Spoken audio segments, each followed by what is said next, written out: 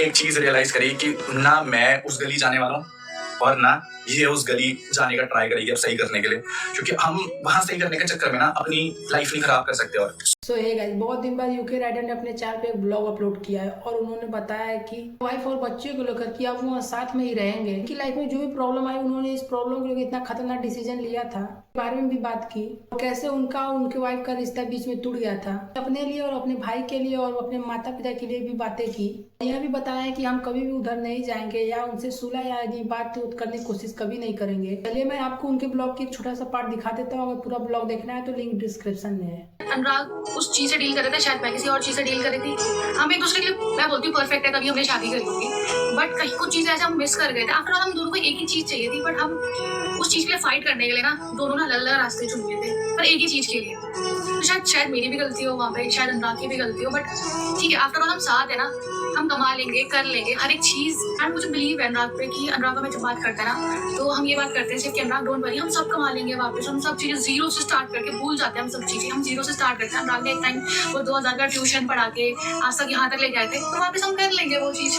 मतलब 2000 रुपए वाली बात नहीं है। पता है क्या सीन है, देखो गलतियां ना हर एक इंसान से होती है। मैंने 1000 गलतियां करी होंगी, इसने भी 1000 गलतियां करी होंगी, बट वेरी ऑनेस्ट हम लोगों को ना हमारी गलतियां नहीं थी यार उन चीजों पे। हमारी क्या ही गलती थी अगर हम केवल एक परिवार मांग रहे थे। और सबसे बड़ी टेंशन उस पॉइंट ऑफ टाइम पे आज की डेट में भी ये है कि आप समझ रहे हो कि हम लोगों ने एक टाइम पे बहुत बड़ा एम्पायर खड़ा करा था। वो लड़का जो ट्यूशन पढ़ा करके यहाँ तक पहुंचा था। अनुराग कभी कभी फ्लिप कर लेते हैं इस बात से कि मैं कर पाऊंगा कि नहीं, पर मुझे बहुत ट्रस्ट है और इन लोगों को भी तुम पे बहुत ट्रस्ट हुआ है। ट्रस्ट, आई नो ट्रस्ट है, बट समझ रहे हो एक चीज समझ रहे हो कि एक इंसान के लिए कितना मुश्किल होता है कि दोबारा से बिल्कुल रिस्टार्ट करने वाली चीज पता है कहाँ कट गई थी। हमारी डिस्कशन हुई है इन सब चीजों पर। जो मैं बताता हूँ, जो मैंने गलत स्टेप लिया था ना, वही गलत स्टेप था, क्योंकि ना किसके लिए, मतलब जिन लोगों के लिए करता था कट वहीं से प्यार कट ऑफ हो गया।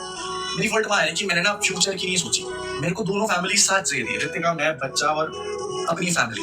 बट वो जो कोई नहीं छोड़ सकता यार अपनी फैमिली। बट वो एक डायलॉग है ना दिल मुश्किल का कि कहीं पहुंचने के लिए कहीं से निकलना पड़ता है। मैं ना उस लूप से फाइनली उस दिन बाहर निकल गया।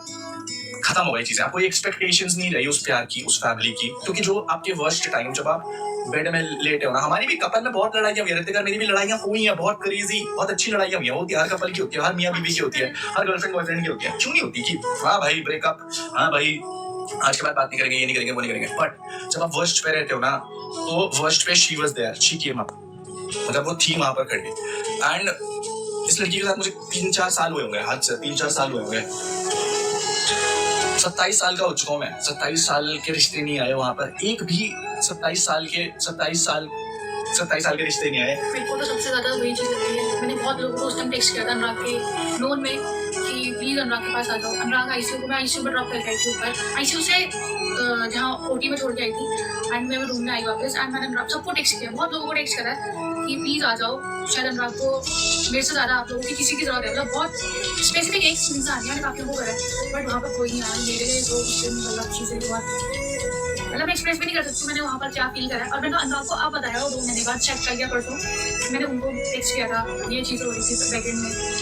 मतलब वो मेरा सबसे वर्स्ट चीज़ ये थी कि क्या मतलब एक्सप्रेस नहीं कर सकती वो चीज़ को जो मैं उस टाइम फील कर रही थी। और ये मैं तो सेकेंड इंसान होकर फील कर रही हूँ, ये इंसान वहाँ पर खुद क्या फील कर रहा होगा, मैं तो ये सोचती हूँ। मतलब ठीक है, मेरी लाइफ जिन लोगों के लिए मैटर नहीं करती ना, मेरे लिए वो हमेशा मैटर करेंगे, सही है।